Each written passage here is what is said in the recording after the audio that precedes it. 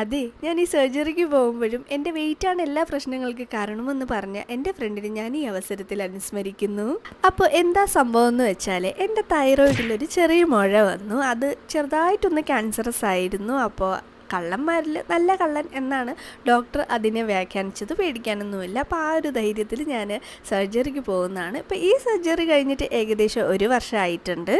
Doctor പറഞ്ഞ എന്താന്ന് വെച്ചാൽ ഈ ബ്ലാക്ക് സോയിൽ റേഡിയേഷൻ കാരണമാണ് കേരളത്തിലെ സ്ത്രീകളിൽ അധികമായിട്ട് ഇത് കാണുന്നതെന്ന്. തൈറോയ്ഡ് പ്രൊഫൈൽ ചെക്ക് ചെയ്താൽ എപ്പോഴും നോർമലായിട്ടുള്ള എനിക്കെങ്ങനെ ഇത് വന്നു എന്നുള്ള ആ ഒരു ക്യൂരിയോസിറ്റിയിൽ ഞാനും കുറച്ച് റിസർച്ച് ചെയ്തു. അപ്പോൾ എനിക്കൊരു 3 വേറെ കാരണങ്ങളും കൂടെ കിട്ടി. ഒന്ന് ഹാഷിമോട്ടോസ് ഡിസീസ്, ഒരു ഓട്ടോ ഇമ്മ്യൂൺ കണ്ടീഷൻ, അതെനിക്കില്ല. രണ്ടാമത് ലീക്കി ഗട്ട്, അതായത് നമുക്ക് നമ്മുടെ ശരീരത്തിൽ ഇൻഫ്ലമേഷൻ ഉണ്ടാക്കുന്ന അലർജിക്കായിട്ടുള്ള ഫുഡ് കഴിക്കുമ്പോൾ ഉണ്ടാകുന്നത്. മൂന്നാമത്തേന്ന് പറഞ്ഞാൽ ഹോർമോണൽ സ്ട്രെസ്സ് എല്ലാവർക്കും ഇപ്പോൾ ഉണ്ട്.